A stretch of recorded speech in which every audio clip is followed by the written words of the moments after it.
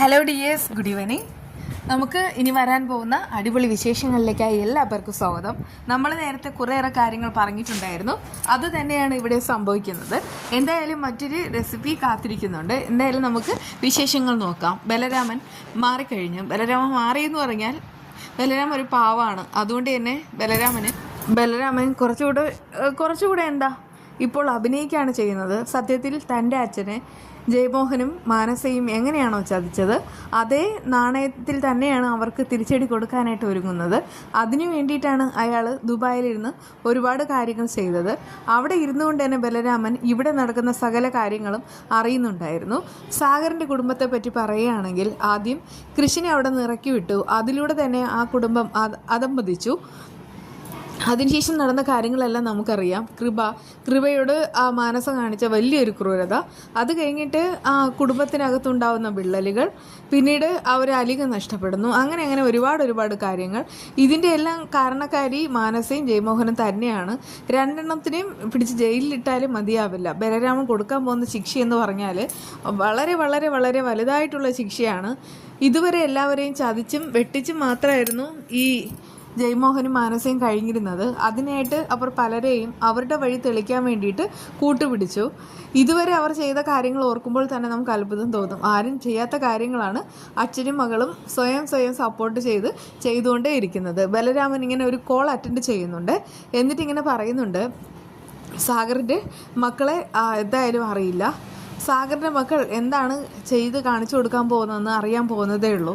എൻ്റെ അച്ഛനെ ചതിച്ചവരെ ഞങ്ങൾ വെറുതെ വിടില്ല എന്നിങ്ങനെ പറയുന്നുണ്ട് കേട്ടോ. കൃഷിൻ്റെ മനസ്സിൽ ഒരു വാശി ഉണ്ടാവണം. അതുകൊണ്ടാണ് ബലരാമൻ എല്ലാവരുടെയും മുന്നിൽ ഇങ്ങനെ എപ്പോഴും അവമാനപ്പെടുത്തുന്നത്. പക്ഷേ ഈ കൃഷിൻ്റെ മനസ്സിലാണെങ്കിൽ ഇപ്പോൾ കല്ലായിട്ട് മാറിക്കഴിഞ്ഞു. പക്ഷേ ഇപ്പോൾ സുജാത ഒരുപാട് മാറിയിട്ടുണ്ടല്ലോ. സുജാത ഈ തൻ്റെ ആ മകനാണ് കൃഷി എന്നുള്ള രഹസ്യം അറിഞ്ഞു കഴിയുമ്പോൾ വല്ലാതെ അങ്ങ് മാറിപ്പോയി. അതിനെപ്പറ്റിയെല്ലാം കൃഷി ഇങ്ങനെ ആലോചിക്കുകയാണ് ചെയ്യുന്നത്.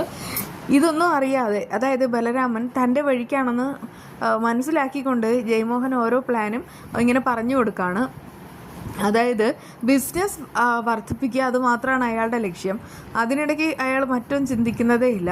അതുകൊണ്ട് തന്നെ സാഗറിനെ എന്നേക്കുമായിട്ട് ചതിക്കാനുള്ള പൂട്ടും ഇട്ടതിന് ശേഷം അയാൾ വീണ്ടും മറ്റു ചില കാര്യങ്ങൾ കൂടെ ചെയ്യുകയാണ്. വരുണിനേക്കാളും ഇരട്ടി കാശുള്ള ആളാണ് ഈ ബലരാമൻ. അടുത്ത് ബലരാമൻ്റെ കാശ് കൊണ്ട് അവർ വിചാരിക്കുന്ന കാര്യങ്ങളെല്ലാം നടക്കണം. വേണമെങ്കിൽ മാനസയെ പിടിച്ച് ബലരാമൻ്റെ തലയിൽ കെട്ടി വെച്ച് കൊടുക്കാം. എന്തായാലും ഇവളെ ആരും കെട്ടില്ല. അത്രയ്ക്ക് ഒരു മോശപ്പെട്ട സ്വഭാവക്കാരിയാണ്. അതുകൊണ്ട് തന്നെ ബലരാമൻ്റെ തലയിൽ വെച്ച് കെട്ടാമെന്നൊക്കെ വിചാരിച്ചുകൊണ്ടാണ് ഇങ്ങനെയൊക്കെ ഓരോ കാര്യങ്ങൾ ചെയ്യുന്നത്. പക്ഷേ നമ്മളാണെങ്കിൽ കുറച്ച് ദിവസം മുൻപ് മറ്റൊരു കാര്യം കണ്ടിട്ടുണ്ടായിരുന്നു. അതായത് കൃഷിൻ്റെ ഒരു കൂട്ടുകാരൻ കൃഷിനെ ചതിച്ചത്. മിക്കവാറും അവനും ബലരാമൻ്റെ കൂടെയുള്ള ആളായിരിക്കണം. അതായത് ബലരാമൻ പറഞ്ഞിട്ട് തന്നെ ആയിരിക്കണം ഇങ്ങനെ അവസാനം ഇങ്ങനെ ഒരു ചതി ചെയ്തത്. അതുമാത്രമല്ല, മാനസയെ കൂട്ടുപിടിക്കുന്നതും മാനസയെ ചതിക്കാൻ തന്നെയായിരിക്കും. നോക്കിക്കോ, മാനസയ്ക്ക് ഒരു ഗംഭീര വഴി ഒരുക്കാൻ പോകുന്നതേ ഉള്ളൂ.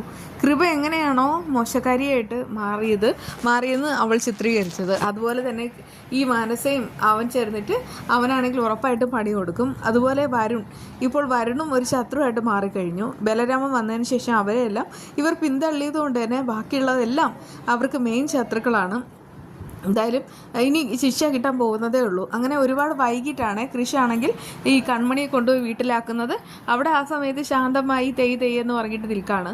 അതുപോലെ തന്നെയാണ് ധനലക്ഷ്മിയും. പക്ഷേ അവരുടെ വാക്കൊന്നും കൺമണിയും കൃഷിയും കേൾക്കത്തേ ഇല്ല. അവരുടെയൊക്കെ യഥാർത്ഥ സ്വഭാവം എന്താണെന്ന് അറിയാം. ഇവിടെ ഇനിയിപ്പോൾ സംഭവിക്കാൻ പോകുന്നത്, ഈ ബലരാമൻ നോക്കിക്കോ, എന്തെങ്കിലും ഇതുപോലെ ഡോക്യുമെൻറ്റ്സിൽ സൈൻ മേടിച്ചിട്ട് ജയമോഹനെ ചതിക്കും. എന്നിട്ടാണെങ്കിൽ അതെല്ലാം ബലരാമൻ്റെ പേരിലാക്കും. എന്നിട്ട് ബലരാമൻ തന്നെ അതെല്ലാം ഈ സാഗറിൻ്റെ പേരിലാക്കി കൊടുക്കും. അതാണ് കൊടുക്കാൻ പോകുന്നത്. നേരത്തെ ബലരാമൻ ഒരു കോൾ വരുന്നുണ്ടായിരുന്നല്ലോ. ഇനി കൃഷിനാണോ എന്ന് എനിക്കൊരു ഡൗട്ടുണ്ട്. കൃഷിനെ വിളിച്ചിട്ടാണോ അത് സംസാരിച്ചതെന്ന്. ചിലപ്പോൾ കൃഷിനും കൂടെ അറിയാമായിരിക്കും ഈ ബലരാമൻ ചതിയനല്ല, പിന്നെയോ കുടുംബത്തിന് വേണ്ടിയിട്ട് ജയമോഹനെ ചതിക്കാൻ വന്നതെന്ന്. എന്തായാലും അതൊക്കെ ഗംഭീര ട്വിസ്റ്റ് ആയിരിക്കുമെങ്കിൽ, ദൃശ്യം കൂടെ അറിഞ്ഞിട്ടാണ് ഇങ്ങനെ ചെയ്യുന്നതെങ്കിൽ അടിപൊളിയായിരിക്കും. എന്തായാലും ആർക്കും ഒരാൾക്കറിയാം. ഇനി നമ്മുടെ ദേവിജിക്കാണോ എന്നൊരു ഡൗട്ടുണ്ട്.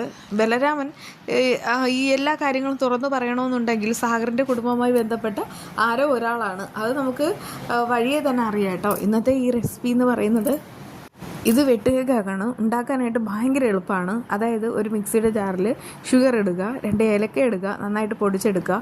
എന്നിട്ടാണെങ്കിൽ അതിലേക്ക് ഒരു മുട്ട ഇടുക. പിന്നെയാണെങ്കിൽ പാല് 3 ടീസ്പൂൺ പാലും കൂടെ ഒഴിച്ചിട്ട്, പാല് നമുക്ക് നമ്മുടെ മാവിനനുസരിച്ച് കൂട്ടാം കേട്ടോ. എന്നിട്ട് പാലും കൂടെ ഒഴിച്ചിട്ട് നന്നായിട്ട് ഒന്ന് അടിച്ചെടുക്കുക. വേണമെങ്കിൽ ഫുഡ് കളർ യെല്ലോ ചേർക്കാം, അല്ലെങ്കിൽ പിന്നെ ഒരു നുള്ളു മഞ്ഞൾപ്പൊടി ചേർക്കാം. എന്നിട്ടാണെങ്കിൽ മൈദാമാവ്, ഒരല്പം ഉപ്പ്, പിന്നെ സോഡാപ്പൊടി, അതും ഒരല്പം മതി കേട്ടോ. അതിൻ്റെ ഒരു കുത്തൽ മണം ഉണ്ടല്ലോ, കുത്തൽ രുചി, അത് നമുക്ക് ഇഷ്ടപ്പെടില്ല. അപ്പോൾ ഇതിലേക്ക് ഈ ഒരു അടിച്ചു വെച്ചിട്ടുള്ള മിശ്രിതം ഒഴിച്ചതിന് ശേഷം നന്നായിട്ട് കുഴച്ച് അരമണിക്കൂർ കഴിഞ്ഞ് എപ്പോൾ വേണേലും ഉണ്ടാക്കാം. ഇത് അടിപൊളിയാണ്. ഇതാണ് ഒരു വെട്ട് കേക്ക്. വീണ്ടും കാണാം.